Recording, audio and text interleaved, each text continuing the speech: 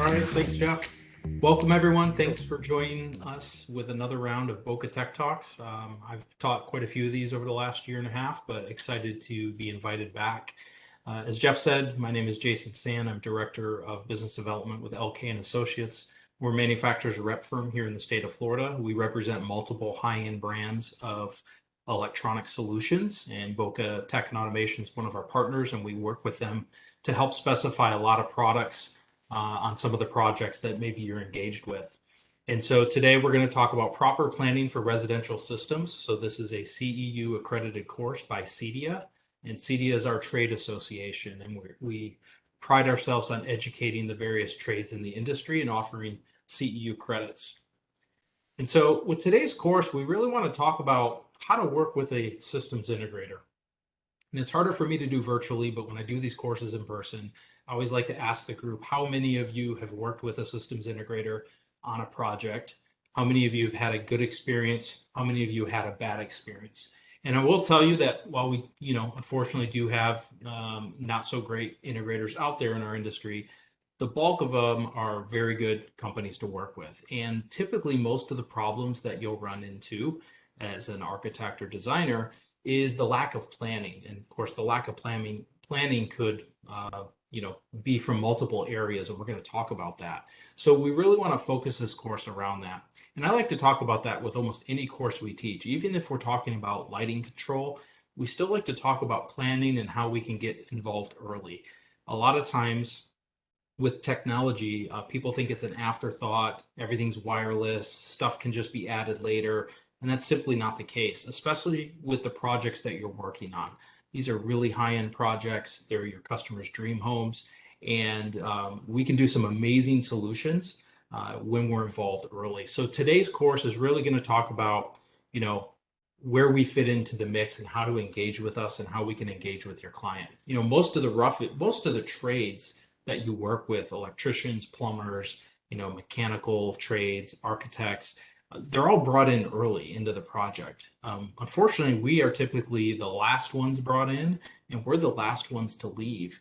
And people don't realize the amount of engineering that has to go into the systems we design. It's, second nature to think that, well, the electrician has to create an electrical plan and has to be in before walls are up. That's just a no-brainer. But they don't think of our trade as something very similar. So we really want to talk about that. We want to talk about our documented processes, how we fit into the construction phases. We're going to talk a little bit about the different types of technology that's out there and identify the impact that those have on the design considerations, specifically with like framing, electrical, ventilation, and really just talk about what the benefits are of working with a systems integration professional. I think, it's more important now than a year and a half ago, because a lot of our clients are still working from home. Many of them have transitioned to running businesses from home permanently, and they are so reliant on technology that we're kind of a more important part of the industry.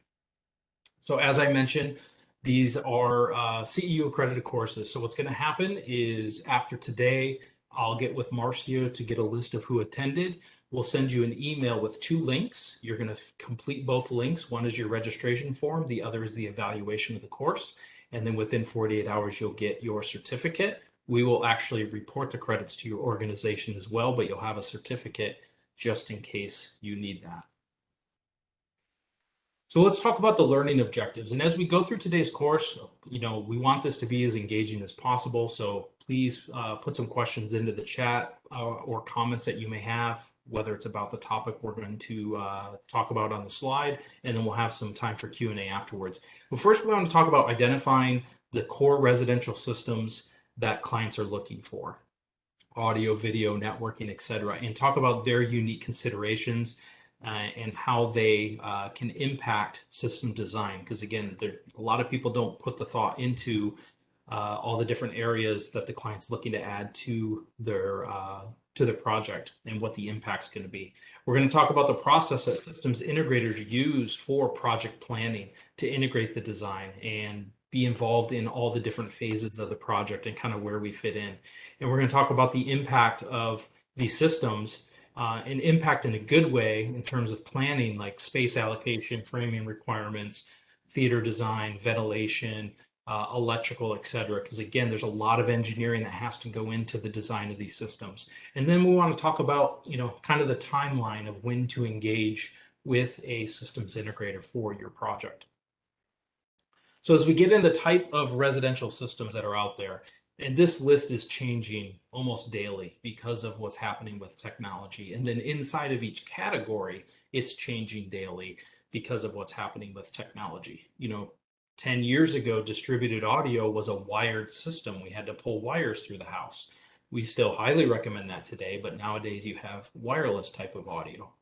But distributed audio as a category relates to basically having audio spread throughout the house into different zones. And we'll talk more about that a little bit later. Distributed video is kind of the same thing, but instead of sending an audio signal around the house to listen to music, we're distributing the video signal. So cable boxes and Apple TVs that can be seen everywhere. Lighting control is a really big growing area. It's not just about controlling your lights and turning them on and off or dimming them. Now we're getting into things like circadian rhythm and human-centric lighting, which is another technology that's all part of the lighting category. Media rooms and home theaters are kind of similar. Typically with a home theater, we think of something that's dedicated just for watching movies, whereas a media room might be what we call a multi-purpose room, and we use it for watching movies and entertaining and doing a few different things. And then video surveillance, camera systems, and not just camera systems to see what's happening around the house, but incorporating motion activated technology where somebody entering a perimeter on a property can then trigger something, an event at the house. Security and life safety, so fire and smoke detection systems and other life safety type systems that are out there. Climate control and energy management, so smart thermostats and energy management tying in with solar and battery backup systems, which again is another growing category. Access control, meaning the ability to have people access the property. Typically we think of like gate systems, but now we have electronic door locks and other types of products out there with through an app we can give people access to the house. And motorized window treatments, again, another really big popular area. Typically shade and lighting is a pretty big part of the projects that we see companies doing out there. And then landscape, pool, and spa. Again, in the last year, the amount of technology being specified outdoors on projects is just growing substantially, and being able to control landscape lighting and doing some really cool color features, controlling the pool, spa, fountains. Those are all things that we can do. And then lastly, voice and data networks. And although people thought this was a dying category because we're not doing landlines in houses like we used to, it's kind of gotten a resurgence because now people are running businesses from their homes, they're installing VoIP phones. So having that infrastructure in place is super important. And I'm just going to pause there real quick. Jeff, is there anything you want to either highlight that I talked about or maybe add to the list? Because this list is ever changing.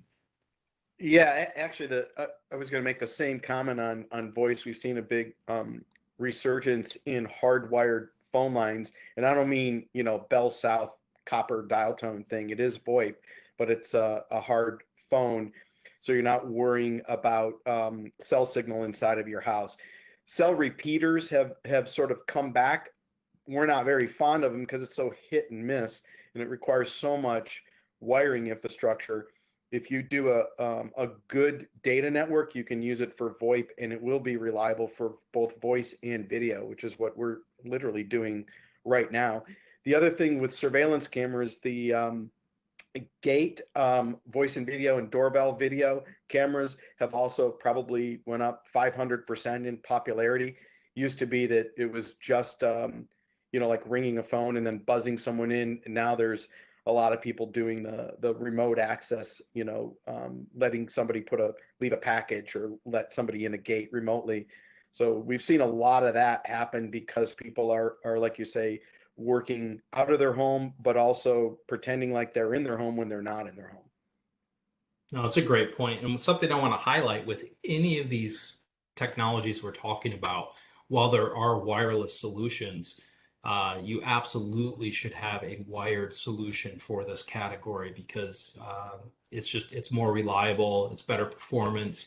And if you were to add something from each of these categories as a wireless solution at some point, you're just going to really slow your bandwidth down. So we'll talk more about that a little bit later when it comes to infrastructure, but it's so important that we can get involved early to help with engineering and designing these systems. Yeah, So let's and focus one on, more thing I was going to yeah. throw in there, Jason, the idea of voice control. This is being asked about every day because of the commercials on Comcast and Netflix about being able to do channel surfing and that. But the idea, especially with aging in place as well as other things, of being able to have context sensitive voice control. So when you're in a room, it already knows that there's a TV in that room, or there are lights or audio or whatever. So that's now becoming another wiring infrastructure so that we could have a microphone location that is hardwired in each room for context sensitive voice control. That's a really good point. That is a very fast growing area that so fast that it hasn't even made it on this revised presentation. But yeah, Right. voice control is a really big growing area. So uh, yeah, I agree with you. So when we talk about home entertainment, there's really kind of three categories. There's the distributed audio video, the home theater, and the media rooms. And again, with distributed audio video, that really has to do with having zones in your house. So you have an outdoor area, you have bathrooms, kitchen, master bedroom, living rooms. These are all areas that you may want to entertain. So you want to have music in those rooms, or you want to be able to watch TV in those rooms. We have to put in a infrastructure to be able to achieve that. Again, you want to wire these things. A lot of builders these days are used to putting in some sort of low voltage plan, although you can never have too much wiring in the house and infrastructure in the beginning because it's much easier. It's a lot cheaper, first of all. And then when you want to make those changes after drywall's up, it's a lot easier to make those changes because you already have the infrastructure in place. And when it comes to audio, again, you don't want to rely on wireless. You definitely want to have some sort of wired infrastructure in place. And when we get to the section where we talk about meeting with the client, this comes down from the scope of work. We like to ask the client, where do they want to listen to music? Do they have zones that are kind of figured out? Do they want to listen to zones at different volumes or different sources? So, for example, outside I have, two audio zones. I have music by my pool, I have music by my patio. I want to be able to control the volume independently. I want to be able to watch TV on the patio and still have music by the pool. And you have to design that up front. You have to engineer it to work that way because you can't really change that later. So there's a lot that goes into it. And when it comes to video distribution, that world has changed a lot. 10 years ago, we used to rely on having a cable box, maybe an Apple TV streaming device, a Blu-ray player, a couple of different sources. And if you had to feed 10 TVs in a house, it got really expensive and cumbersome. And maybe you didn't want to see all those devices in the room. So we can do something called distributed video. Nowadays, there's, first of all, the gear's gotten smaller. So now we can actually put the gear, not a Blu-ray player, but Apple TVs, cable boxes. We can put those devices behind the TV or in a wall. But still, if you have a lot of TVs, you may not want to buy that many devices per TV. So that gets into a conversation about video distribution. We're not going to spend any more time on that, but just understand that there's a lot of engineering and design that has to go into designing that system. And we're able to talk to the client about the pros and cons. It's not always good to just stream everything from the TV, even though a lot of these TVs have all your streaming apps built into them. There's pros and cons to that. Home theater and media room. So let's get into that. So, again, when I talked about the beginning, how we are the last ones brought in, what happens a lot of times is a client says, I want to have a theater in my room. And possibly the builder may say, okay, which room? And they'll say just that room there. And they'll point on the plans. That can be my theater room. And then we don't get brought in until the room is actually designed, meaning where the door is, where the heat, the HVAC vents are going to come into, where the lights are going to go, because everybody thinks that, well, we're going to give them their space. They're going to make the magic happen from there. So that's really not a good thing. We want to be in early as possible because the client's looking for a theater, and if nobody knows what their expectations are, if we get brought in too late, we can't really design the system they're looking for. So things to consider: the size, the shape, and the dimensions. If the client's looking to have 14 people to be able to sit in and all have this amazing experience from their seat, we got to make sure we have the right size theater. Traffic patterns are extremely important. I've been brought into projects, again, brought in too late, and I'm looking at the theater and I say, okay, where do we want to put the screen? And there's a door right next to the screen. Well, that's not good because if you're watching a movie and someone's got to use the bathroom, as soon as they get up and open the door, all the light comes in. That's why when you go to a movie theater like AMC or Regal Cinemas, it's a maze tunnel to get to go to the bathroom, and that's so that that door does not interrupt the viewing experience. It doesn't let light into the room. And a lot of people don't think about that. And that's extremely important. If we're brought in early, we can point that out. It's very easy for the GC to move the door location when we're in those planning stages. Seating is a big deal. You see in this picture here, we have some really nice theater seating. Sometimes clients want one row of theater seating and they want a bunch of floor bean bags. Again, there's so many different options we can talk about, but we do want to plan these accordingly because a lot of times with seating, you have to elevate them and put them on risers. So again, the goal is that everybody has that great experience. Again, think of the movie theaters that you would go to. Equipment placement is another big factor. If we can, we want to locate the equipment feeding this room in another area. This equipment generates heat. So there's a lot of cooling fans, which can generate noise. So if we can locate that into another room, we would like to do that. And again, we can only do that if we're brought in early to do that design. And then the lighting and environmental controls. So again, being able to cool that area of the space at a different level. We don't want it, we may not want it on the same HVAC system, or we want to maybe have independent damper control because that room's going to be different than the rest of the house.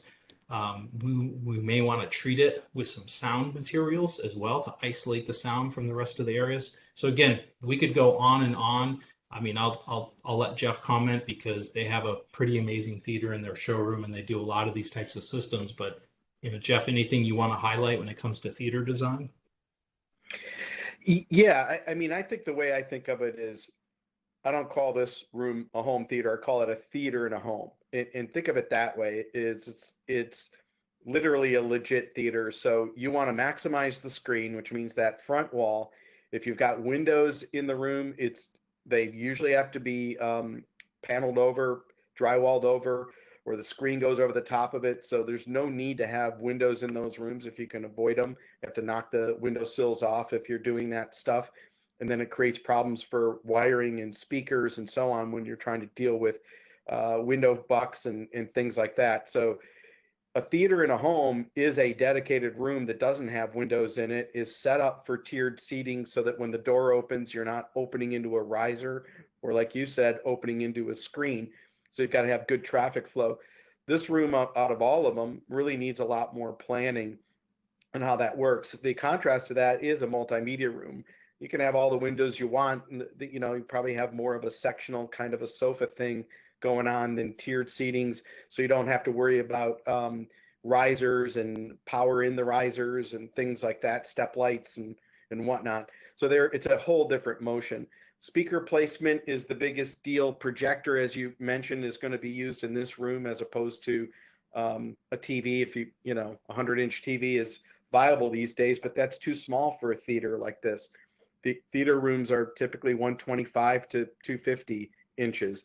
So a whole level of planning goes in this. And I think your point about the equipment not being in this room is absolutely bang on, because whatever you do, it's going to make noise, generate heat, and take a spot on the wall where you want to put something, whether it's a chair or it's something else, it's going to be in the way no matter what you do. Those are some great additional points. And on the note about the media room or the multi-purpose room, I've seen where a lot of people have, blackout shades that can, dim the light down and transform it. So there are some really cool things we can do in those non-dedicated theater rooms to still create that experience. Again, just requires a little bit of planning. So safety and security, so we kind of see this into three different kind of categories. There's video surveillance, camera systems where people want to see what's happening. They want to record events in the event that something does happen. They can play it back. Some of that kind of pulls in towards that security and life safety side. And then you have access control, which is, giving people access to your house, whether it's delivering packages like Jeff mentioned, or maybe it's guests, or it could be a large residence where you have property managers and landscape managers that are taking care of the property. But they're all kind of intertwined, and through technology, we can actually use the different systems tied together to trigger things. So maybe we have a camera that's out by the pool, and instead of having an actual physical fence, we actually have a virtual perimeter. And if that perimeter is broken, lights flash in the house or change color, or maybe there's a tone that plays, or the client gets a text message. But we can have those alerts that tie into different things, so that the client is warned that someone's, entering the backyard or getting into the pool. So these are all important areas, again, that require lot of planning. Camera design is actually a bit of a science, especially if somebody wants to be able to see the full perimeter, actual placement of the camera, the type of camera system. Maybe they want to really be able to see things at night. So again, there's a lot of thought that goes into the safety and security element of the home. Environmental controls, again, another area. So energy efficiency, a lot of people are more conscious today. They want to be green. And we have things like solar panel systems and large battery storage systems with the ability to take the house off the grid. And then that also ties in with lighting control and climate control. And those things are actually help you become more efficient, because your lights can be on timers and make sure things turn off at certain times. Having lights dimmed and not at full brightness has a lot to do with saving energy. And then energy management systems that are out there as well that actually can look at what's being used in the house, and you can adjust things accordingly. And Jeff, you guys have a system at your building that actually runs the building with the grid and off the grid, correct? Yeah, absolutely. We've got solar panels and a clean energy microgrid, which is a big battery. And we run all of our critical systems on that. That's like every PC in the building, all the AV and all critical load systems are coming from that. Yeah, very cool. There's so much technology in that area, and we see more and more customers that are asking for it. And again, it does require a lot of planning, because we have to figure out what those critical loads are going to be, and design the system around it, and then tie it into the automation system as well. So with that, let's talk a little bit about systems integration. So we've talked about all this cool technology. We have camera systems, security systems, lighting systems, shade systems, audio, TV control. And a systems integration is where you have one system that kind of ties all these things together. And, a couple of years ago, well, 5 to 10 years ago, you used to have different remote controls that would control all these things, and the integration system would get rid of those remote controls. Nowadays, we have apps, right? Almost every system that you could buy for your home has its own independent app, talks to the cloud, and allows you to control, from your phone. But there's still a need for systems integration, because that's going to tie everything together all into one interface. And if you want things to kind of happen automatically, something that systems integrators develop a lot is something called scenes. And you've probably heard of the term an entertain scene or a goodbye scene. And that's where at the push of a button or on a timer, all these different things happen at once. Shades open up, lights turn on, music turns on, TVs turn on, the pool temperature gets set. All these things can only take place if you have some sort of systems integration with a control system. So we're going to take the access control, the streaming audio, the climate, the home automation, basically all those subsystems, and we're going to tie them together all into one easy to use interface and through some scene control and automation. So before we start talking about the process, is there any questions in the chat or anything, Jeff, that you want to touch on that I may have missed in terms of the technology and the solutions? No, I think we can proceed. I don't see anything in the chat, but if it does, I'll let you know. Perfect. So when you engage with the systems integrator, we want to sit down and meet with the client as early as possible to talk about, what the project is, what their goals are. Is this a second home? Do they like to entertain? How do they envision using the technology? Have they had technology before, or is this their first technology experience? Very early in my career, I started out working for a systems integrator, and I worked on the showroom floor. And back then, sounds old, there wasn't really an internet, and people would come to us to actually learn about this stuff. And I never forget when HD TV came out, we had a loop of a football game that showed what HD TV looked like. And you could only come see it at our store. And people would come in and, hey, have you seen the new HD TV? Like, look how cool this is. And let me show you this. And, you know, people would come and talk to us about their projects or things that they were building or that were off in the future. Unfortunately, nowadays, fortunately, unfortunately, we have the internet. And so people get exposed to things in different ways. They're at their friend's house, they hear music outside. Oh, cool, I want that. They go and search it online and wireless solutions come up and they just think that's the answer.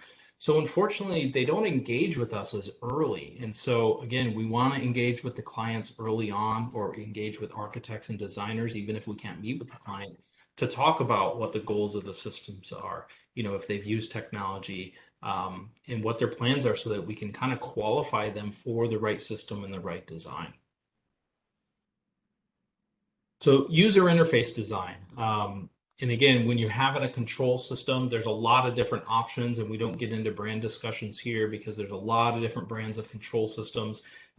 When we approach a client, when we do that needs analysis and find out what's important to them, is it audio, is it video, is it lighting, is it climate, what is the goal of the system and how they're going to use it. At that point, we then start to recommend the different products and solutions that are out there. So there's different control systems that have different interfaces that can cater to the client's needs. And we want something that's going to be very simple, very easy to use, so that when they engage with the system, they're able to get the best enjoyment out of it.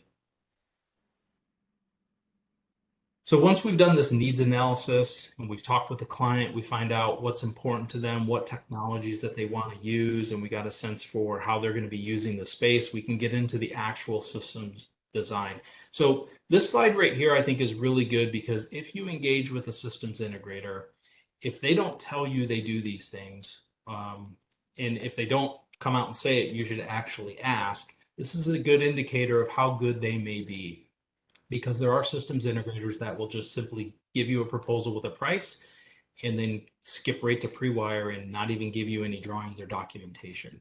Again, you would not build a house without an architect, without plans, without drawings. You shouldn't engage with a systems integrator who's not willing to do the same thing. So the first thing they're going to do is they're going to design the system.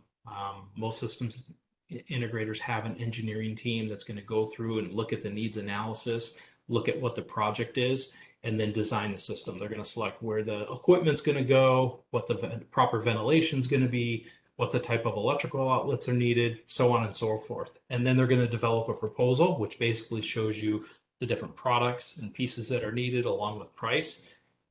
And from there, once a contract's signed, they're going to develop drawings and documentation. So the drawings and documentation are not just for their internal teams to be able to install the system at all the various stages, but that's also to be shared with the different trades that are out there.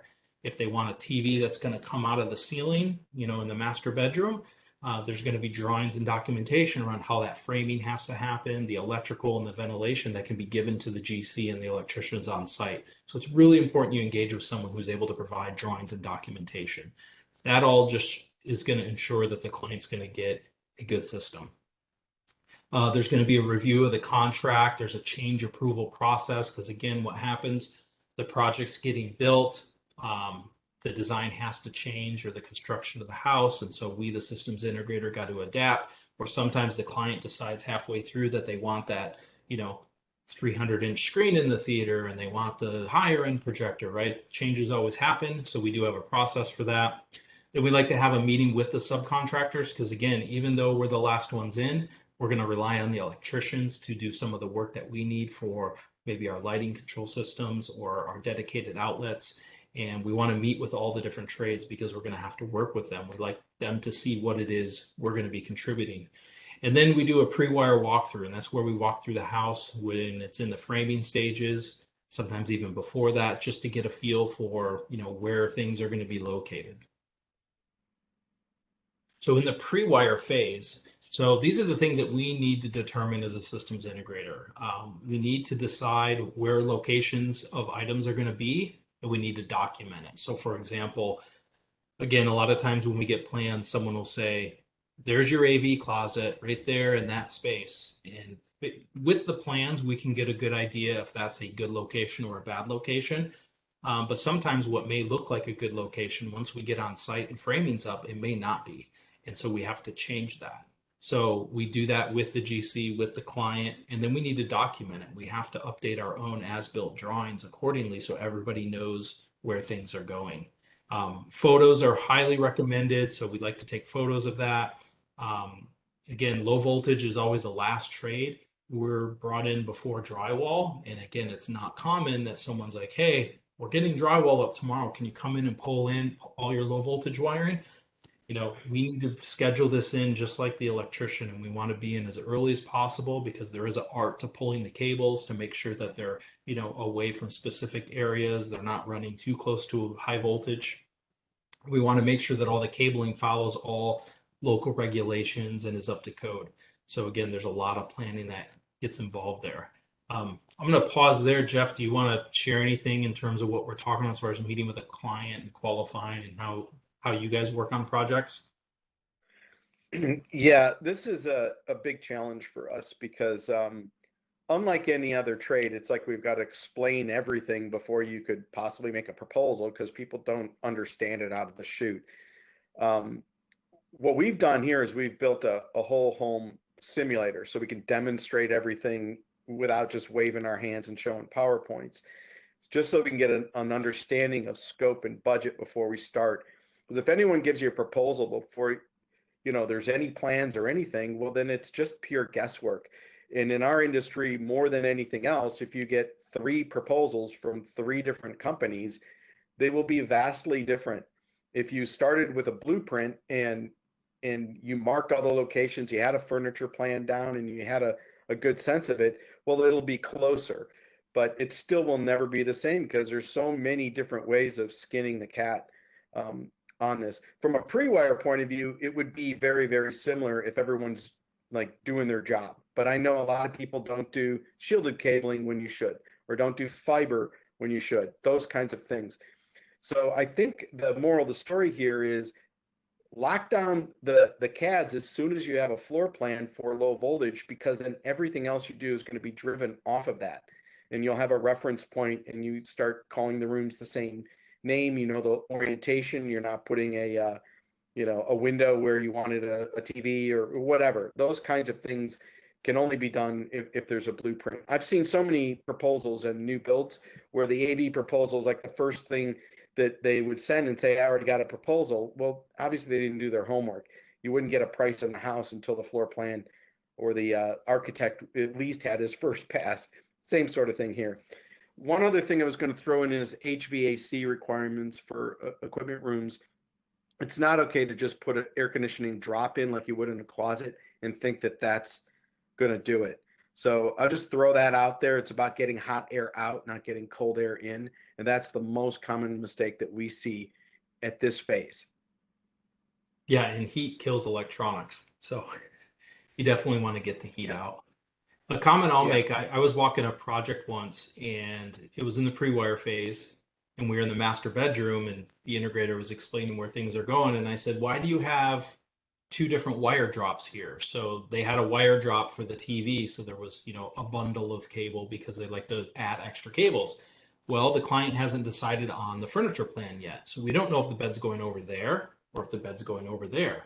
So now that we put these 2 drops in, doesn't matter where they want the TV, we have the wiring in place. And then, of course, electrical was following suit. And I was like, that makes sense. So to your point, if you don't have a lockdown CAD plan, you can't develop that. And then in this case, nobody has the furniture plan that early, but this integrator was able to, think ahead and say, here's what I'm going to do. And of course, it's pretty inexpensive to run cables. So, yeah, lots of interesting things that happen during pre-wire. So let's talk a little bit about space allocation. So, we need to know where the equipment racks are going. And Jeff made up another good point, which is how we're going to cool that space and not necessarily force cold air in, but also get the warm air out. And when we can be brought in early, we can design and engineer that system. Not only that, we have to have specific electrical requirements for those racks as well. Structured wiring panels. So if we're doing like a centralized lighting system, those require specific panels to control the lighting.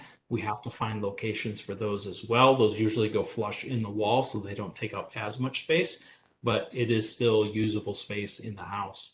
Control and automation systems, they have different boxes and brains and things that not always goes inside the rack. So we have to find locations for those. And then security systems, if the client has a very specific set of requirements on what they want to see with their cameras, we got to make sure we have those locations and make sure that those camera locations aren't going to interfere with some design element as well. So not just a structural, space allocation, but also, maybe interfering with some sort of design element.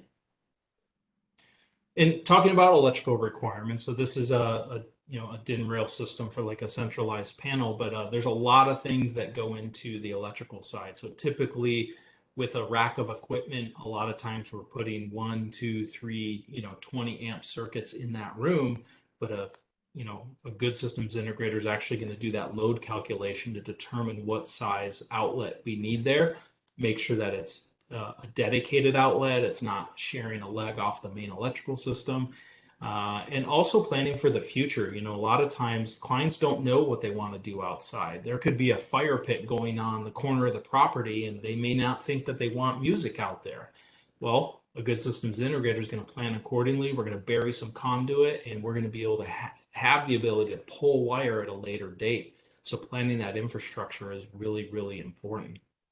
The other thing to think of with electrical that we don't normally talk about here is having some sort of surge and battery backup type system. So here in South Florida, our power's awful. It's constantly fluctuating, and a lot of times it's fluctuating in ways that you may not see it. It's not affecting your TV, but it can affect some of the sensitive equipment that we're going to put in, and not just the AV stuff, but even your network. And so, building in some sort of UPS or surge infrastructure, something that can go in the rack, but maybe we want to actually integrate into the home and it can actually protect other areas. Those are all things that we can do early on in the process. Jeff, you want to, comment on electrical requirements? Yeah, I was actually working on a project yesterday. It's a redo in Boca West here. And what I've recommended to the electrical engineer on all houses like this, where we have the opportunity with open walls, is to create an ISO ground circuit. This is a fourth wire. So it's not just, black, white, neutral like you do in every outlet. There's a fourth wire, which is a grounding wire for AV. So if you can think of every outlet in the house that you would have plugged a TV into or something sensitive like the home office, all of those would be in a loop and go back to a separate surge panel that is in this equipment closet. And that's fed from the breaker panel. This does two things from you. One is it isolates all those so that when you have equipment in different locations, the people don't realize there's a voltage difference between every outlet in the house. So if you're powering a TV in the room from whatever power is in the room, and then the equipment in the office or in the equipment rack rather is on a different outlet, well, you have a different potential between the two, and that shows up as static and pops and things like that. So if at this phase you just make a loop and come back to the equipment room, now everything's on its own little mini grid.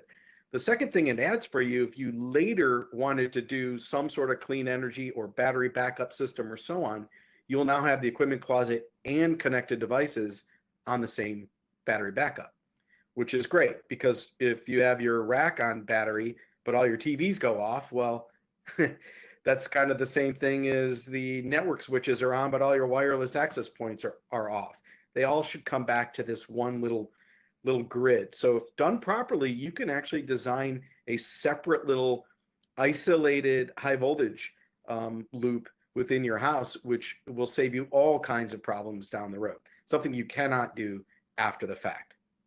Yeah, so as complex as that just sounded, what's interesting is there's not a huge cost to do that when the walls are open, right? It's just literally sitting with the electrician to say, hey, when you wire these things up, run the wires this way, do this, right? It's not adding extra Yeah. parts. It's, if anything, it's just a little bit extra labor. And to your point, not only does that, when it's not wired properly or just wired as a standard home would be, not only do you get those pops and buzzes, but how many times have you been using your TV and you're using one of the streaming apps and the app just shuts down for no reason, right? Could be a software bug, but it could be a little minor voltage issue that just like freaks out the computer inside the TV. So there's so many reasons why to do that. And again, that sounded like a lot of expensive engineering that you just talked about, but it's really not. It's just proper planning. Yeah, I mean, honestly, it was a 15-minute conversation and a picture because, like you Yeah, said, it's just a matter of go right instead of left. And if you yeah. get it at the right spot, you're in really good shape. No, absolutely. So framing is another area that's often overlooked because a lot of people do not equate it to what we do. They equate us as pulling the low voltage wire, putting speakers in the ceiling, and putting a rack in some room. I guess one of the stories I like to tell, here in South Florida, we have all these beautiful high-rise condos with ocean views. And let's say you have a client that's got a master bedroom that views the ocean with floor to ceiling windows, but yet they want to watch TV somewhere, right?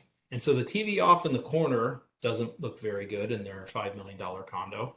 So there are options, right? We can take the TV out from under the bed with a really high-end motorized lift. We can take the TV out of the ceiling with a nice high-end motorized lift, or we can bring it up out of a credenza at the foot of the bed. All of those solutions require some of the things we previously talked about, like proper electrical, some ventilation, but they also require proper framing. And it's pretty common where, because we sell a brand of products that make really high-end motorized lift solutions. And the conversation is, hey, this client wants to take the TV out of the ceiling. Can I get a quote? And we're like, sure. Can we get some of the drawings? Send us over some information. Oh, it's already framed, so we just got to work with the existing framing. Yeah, well, instead of that TV being nice and flush in that level 5 ceiling where it disappears, now you're going to have something that, sticks out off the wall and looks like a box on the ceiling. And guarantee you the client that bought the $5 million condo would have paid for the other solution, but unfortunately, nobody was brought in early enough or nobody discussed it with them. So framing is super important, especially as we work with designers and we want to hide things. Like we can do some really cool stuff, but we need to be brought in early so we can educate people on framing. And to what you just said, Jeff, it's usually a 15-minute conversation and a picture, and we can supply drawings for that framing. So it's not like it's a huge cost, but afterwards, it's either very expensive or we just can't simply do it. But there's a lot of scenarios where we could get into framing of different products, but I just kind of like to tell that story because I think it resonates with everyone, especially here in South Florida with those types of projects. And on another note, and I talked about this, but doing proper ventilation. So when you have millwork, like in this scenario where you have this TV flushed in a wall, and again, TVs are super thin these days. They still generate a lot of heat, and those TVs can go bad if the heat is not removed from the area. So if we're gonna have millwork or tongue and groove construction, and we need to like flush in or hide some of these devices like this TV, we can plan accordingly for not only the electrical, but also some of the ventilation that's required so that these products are going to function properly and actually last a while. And again, there's easy solutions here. And I really like what you said, Jeff. It's just that 15-minute conversation because with all of these, it looks complex and expensive, but it's not. It's just getting in front of it and working with the designers and the architects. Yeah, and so I'd like to make 2 points here briefly because I know we're getting close on time. One is this picture in it with the TV, to me, is problematic. We have to expect and design for the future that TV sizes are getting bigger. The next TV you buy will not be the exact same size as the previous TV. Like I've seen 77-inch OLED TVs, and then the following year it's only an 80 or only a 75. You will never have perfect, perfect, perfect. Even the bezel sizes of the TVs change. So a 85-inch TV is smaller exterior dimensions, or it's just you want to get a bigger TV is typically what's going on. So this idea of recessing the entire television inside expensive millwork, so you cannot change your TV without a $30,000 millwork bill. I think that that's a thing we can work around. This is why. Think about recessing the mount and the power and all that, but the TVs are so thin they can be flat to the wall as long as the mount and everything is what you're recessing. So I would prefer to see that where the TV is proud of the wall, very, very thin, use an OLED or something, and recess only the mount. Now you could change that TV size all day long. The second thing is we always tend to work with this form versus function argument, form over function, function over form. And what I mean here is TV is the most obvious, but what about the rest of the electronics, the surround processor, the speakers, this and that? Speakers have to go in the room, but everything else can go away. So then the millwork and the designer do not have to plan around ventilation or depth issues or power issues or other things that would that to accommodate equipment if that equipment is somewhere else. And with a fireplace in here, it may be an electronic fireplace. There's niches with lights and so on. There's no room for equipment in there. So why force fit it in there? So this is my argument of putting things in a central closet and planning ahead to make sure that that TV can change later without a whole big bill that has nothing to do with the TV. Oh, it's a good point. And again, if you recess the mount in the electrical outlet, most of those mounts now aren't specific to the TV size because it used to be tied to weight. So like the client later on says, I thought I wanted a 65. I really want a 75 or an 85. That mount's probably going to work, assuming the perimeter around the TV is not disrupted. So you have so much more flexibility, as you pointed out. Right. All right, so moving right along, we're almost done. They added a few slides from previously, but we talked about the pre-wire phase, and then once the house gets closed up, sealed up, windows, passes inspection, we go into what we call the trim phase. And again, we're usually coming in at the end of this phase where companies have come in, they've put in the flooring, they've put in molding, all the, sometimes they've painted, and that's when we're going to come in and terminate all the cabling. We're going to install all the speakers. Basically, we're going to install stuff that can't get removed without tools.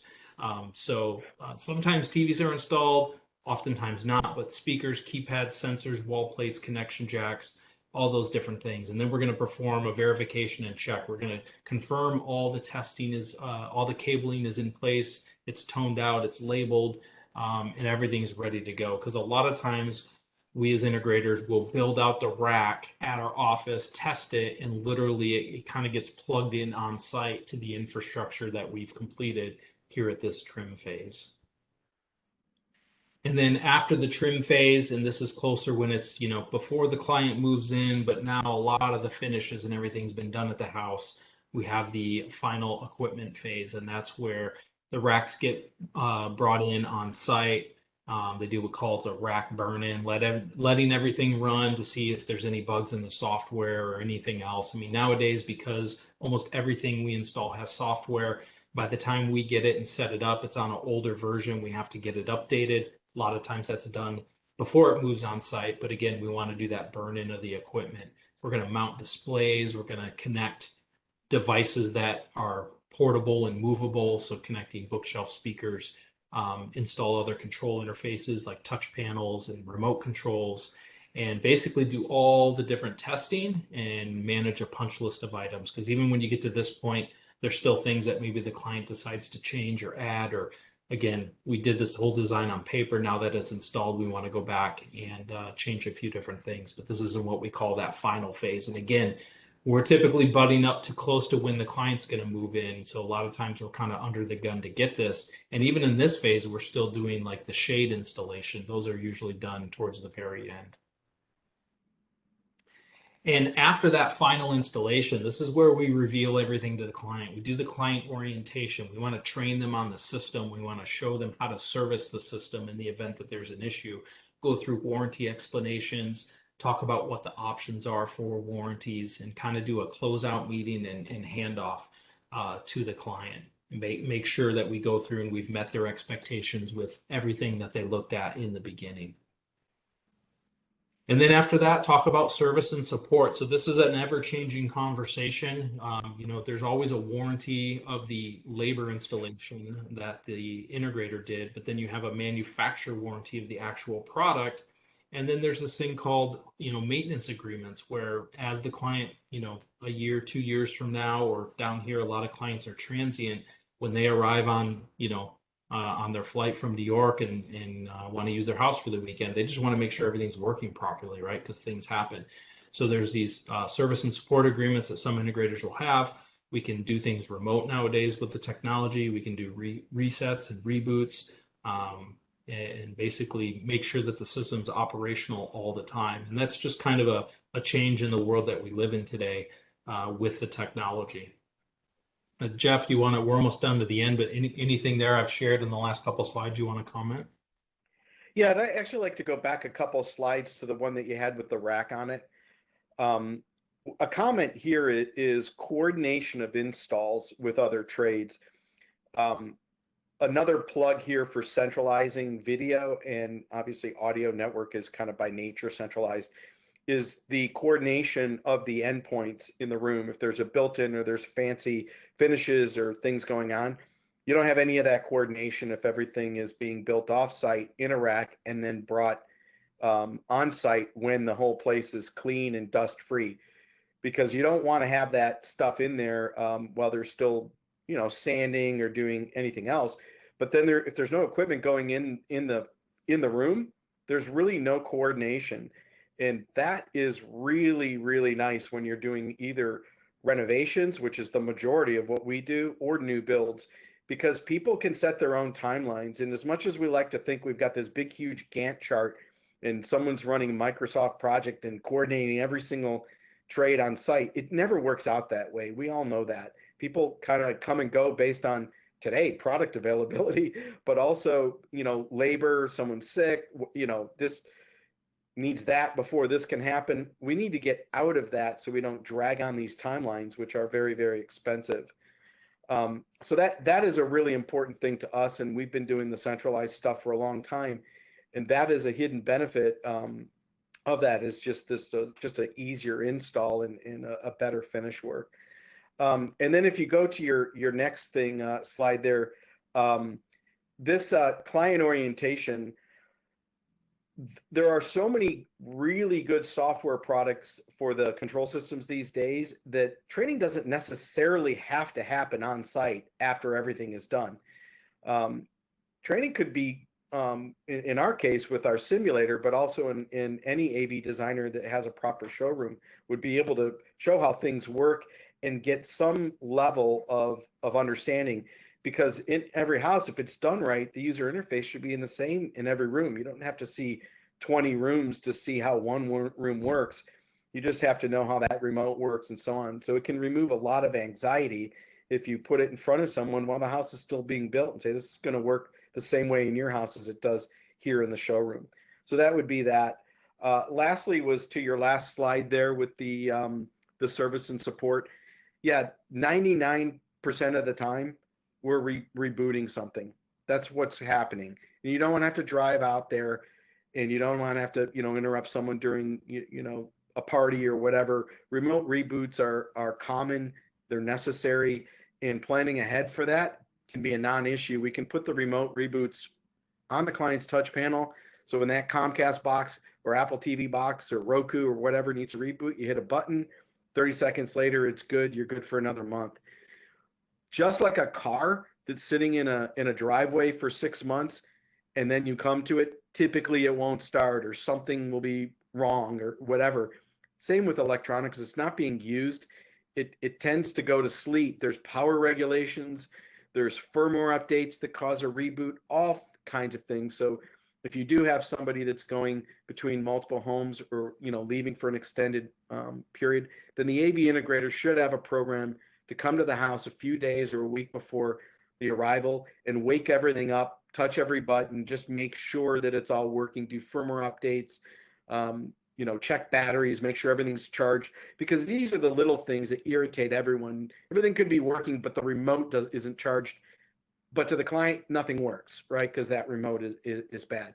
So I would say this is like anything is, we all know how it works. We know what it expects. What separates good AV guys from so-so AV guys is people that have a program to deal with these problems so they don't become irritations.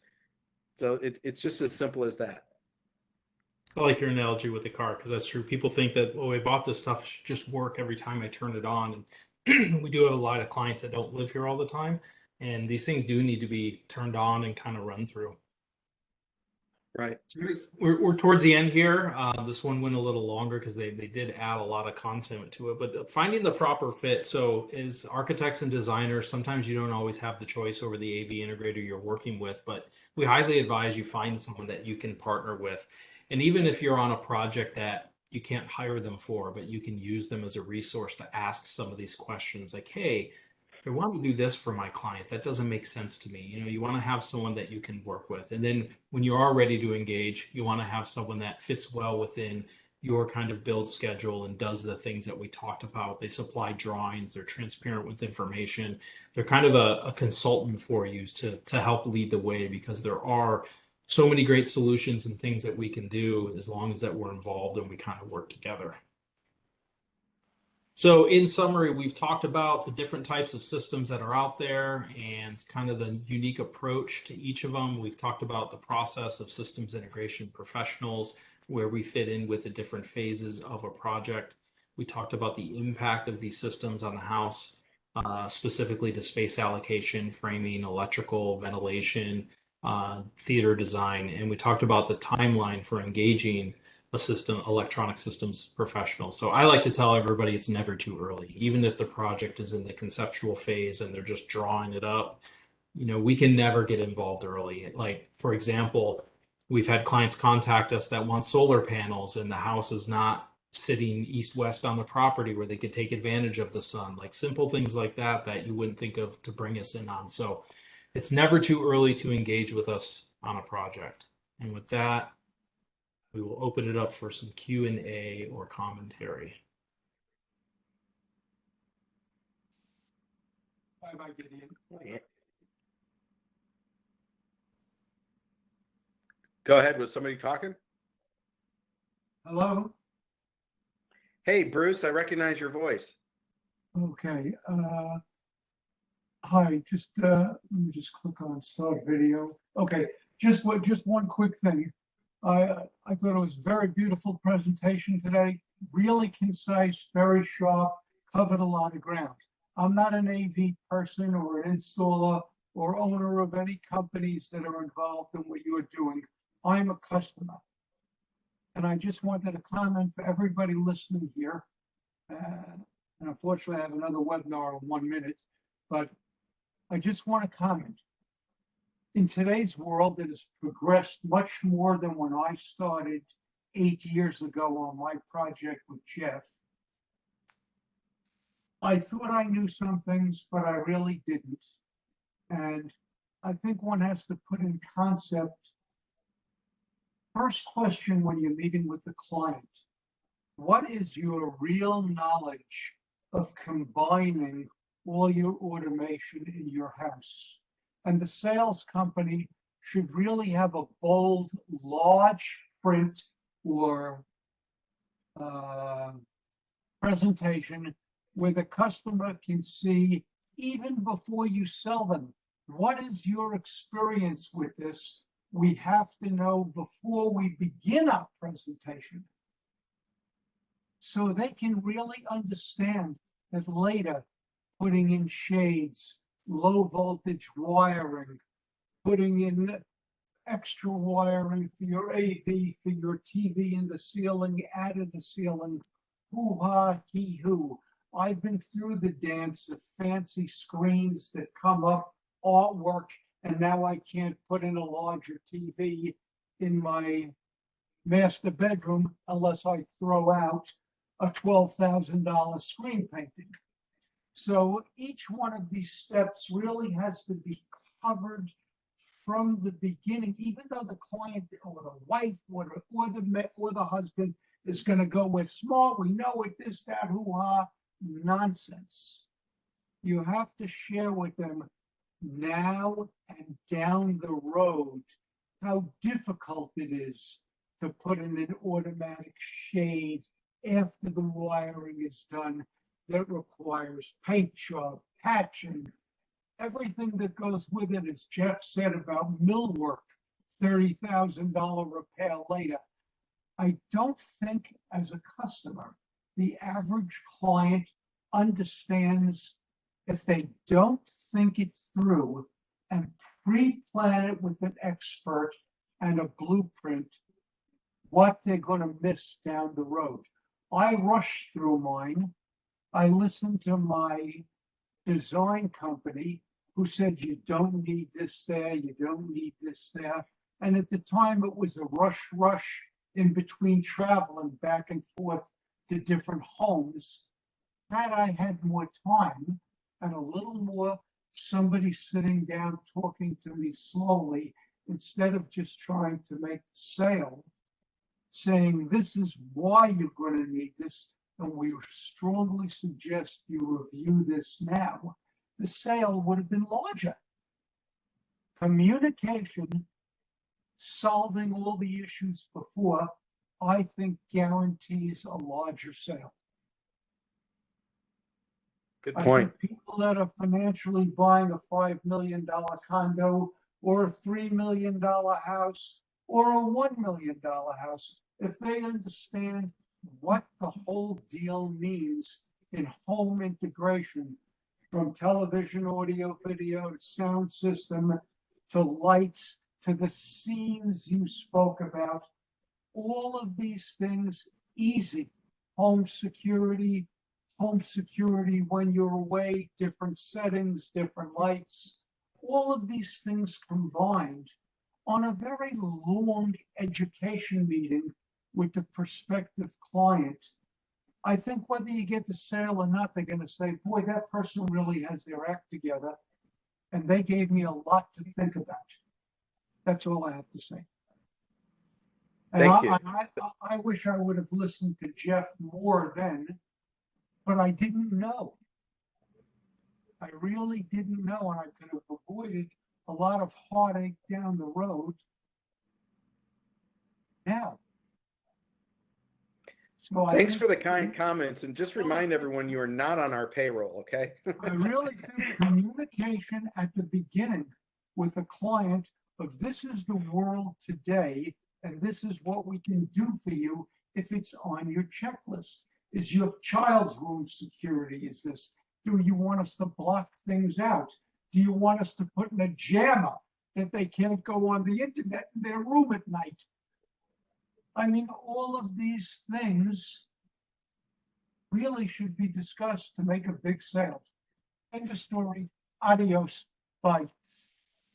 Thanks, Bruce. I know, a big reason I became an educator was not just to try and sell more, because I would see clients get projects that were they weren't done properly. And I know the clients would have spent the money to do it right, but there wasn't enough education or involvement early on. I know that's why the team at Boca Tech does it as well. So whether you buy the products I sell or work with Boca Theater, we want these questions and things that Bruce brings up to just come up in conversations so that it helps our industry overall and clients really have a great experience. Yes. I have to sign off. Goodbye, guys, gals. Thank you very much for your time and listening to me. See you, Bruce. Well, we're about 5 minutes over our time anyway, so I think we should probably be wrapping it up. Thank you, everybody, for joining us today. You will get a video of this. We'll post it on our website, and you'll get your certificates as well. So thank you very much for attending, and thanks again for all your help, Jason. We appreciate it. It was a great seminar. Thank you.